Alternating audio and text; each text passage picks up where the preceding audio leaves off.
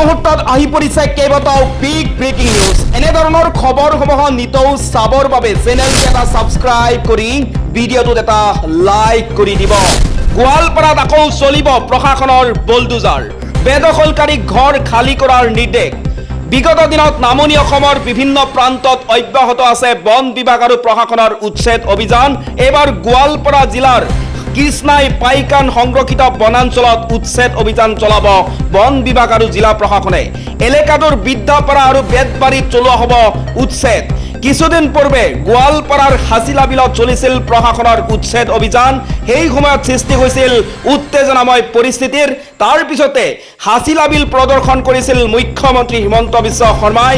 এতিয়া হাছিলা বিলৰ চাঞ্চল্য মাৰ নাযাওঁতেই পুনৰ গোৱালপাৰাত উচ্ছেদ চলাবলৈ সাজু হৈছে বন বিভাগ আৰু জিলা প্ৰশাসন।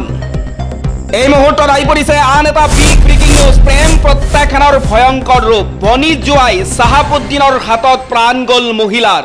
গুৱাহাটী মহানগৰীত সংঘটিত হৈছে চাঞ্চল্যকৰ হত্যাকাণ্ডৰ ঘটনা। চাহাবুদ্দিনৰ হাতত প্ৰাণ হেৰুৱালে এগৰাকী মহিলাই। জানিব পৰা মতে মহিলাগৰাকীয়ে অভিযুক্তৰ প্ৰেম প্ৰত্যাখ্যান কৰি আহিছিল। এই মুহূৰ্তত আহি পৰিছে আন এটা বিগ ব্ৰেকিং নিউজ। পাকিস্তানত প্ৰাণ গ'ল 20 জন হিন্দু লোকৰ। ধ্বংসস্তূপৰ পৰা উদ্ধাৰ 3 মহীয়া এটি শিশু। পাকিস্তানত মৃত্যু হয় প্ৰায় 20 জন হিন্দু লোকৰ। জানিব পৰা মতে এটা অট্টালিকা খহি মৃত্যু হয় আটাইকেইজনৰ। এই সকলো কেইজন এটা পৰিয়ালৰ আছিল।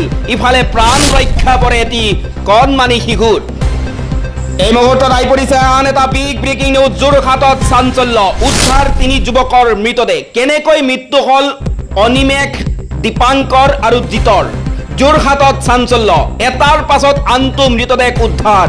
কালি অনিমেষ নামৰ এজন যুৱকৰ মৃতদেহ উদ্ধাৰ হোৱাৰ পাছতে আজি আন 2জন যুৱকৰ মৃতদেহ উদ্ধাৰ হয়। এই মুহূৰ্তত আহি পৰিছে আন এটা গুৰুত্বপূৰ্ণ খবৰ। কিংবদন্তীলৈ সন্মান সম্ভাৱনা থকা সত্ত্বেও নগৰিলে এই বিৰল অভিলেখ। প্ৰথমবাৰৰ বাবে বিশ্ব টেষ্ট চেম্পিয়নশ্বিপ WTC 2023-24 খিতাপ দখল কৰাৰ পাছত দক্ষিণ আফ্ৰিকাই জিম্বাবুৱেৰ বিৰুদ্ধে 2খন টেষ্ট শৃংখলা জয়ৰ কাষ চাপিছে।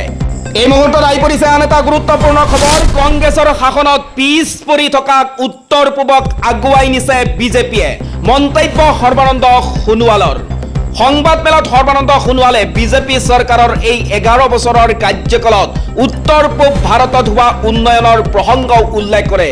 কংগ্ৰেছৰ দীৰ্ঘদিনীয়া শাসনকালত উত্তৰ পূৰ্বাঞ্চল যথেষ্ট পিছ পৰি আছিল যদিও প্ৰধানমন্ত্ৰী নৰেন্দ্ৰ মোদীয়ে উত্তৰ পূবৰ বিকাশৰ ওপৰত গুৰুত্ব আৰোপ কৰাৰ বাবে এতিয়া অঞ্চলটো সকলো ক্ষেত্ৰতে প্ৰাণ পাই উঠিছে বুলি মন্তব্য কৰে সৰ্বানন্দ সোণোৱালে।